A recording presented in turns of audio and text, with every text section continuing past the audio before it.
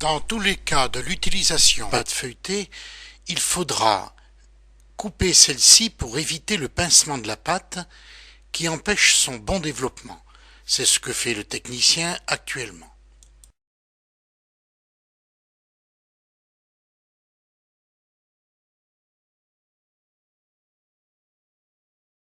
Dans un deuxième temps, on va prendre des mesures pour deux raisons. La première, c'est délimiter exactement le rectangle qu'il va nous falloir pour réaliser le roulé et également éviter les chutes de pâte.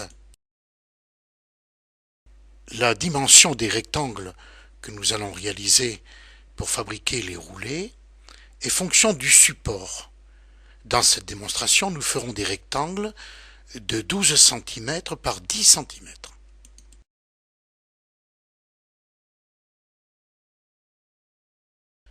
Détaillez ensuite les rectangles en faisant une coupe nette, ne pas tirer sur le couteau. On déformerait le feuilletage.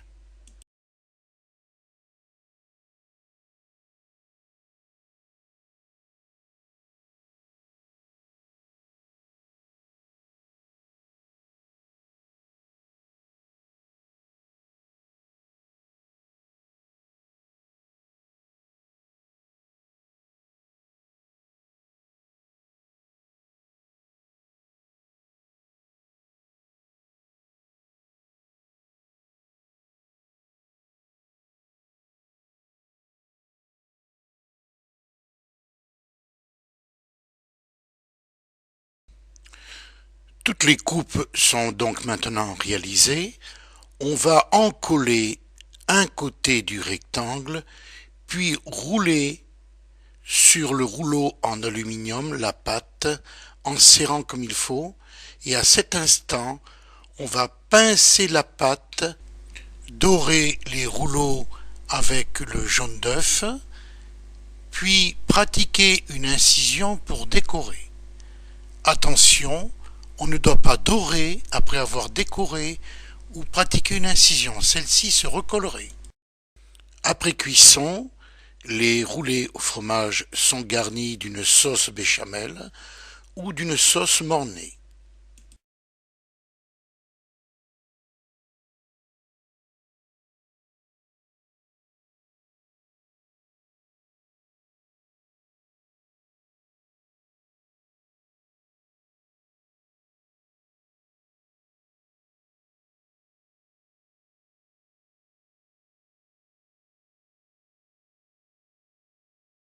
Encoller les bordures avec de la dorure, puis mettre un peu de farce sans excès avec une poche à douille de 10 ou de 12. Rabattre un côté sur l'autre, puis pincer légèrement pour que la soudure tienne.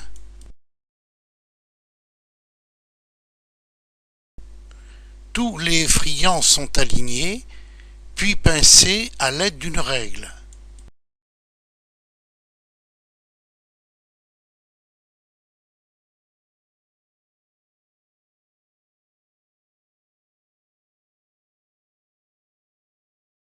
Retournez les friands sur une plaque humide ou munie d'un papier à cuisson, les espacer suffisamment pour permettre leur développement.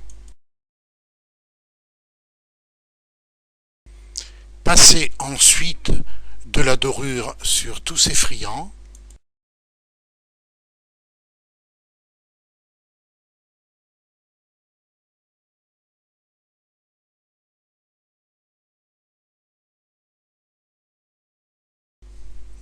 Incisez ensuite les friands, mais sans excès, car si l'incision est trop profonde, il y aurait rupture de la pâte et elle s'ouvrirait comme un livre.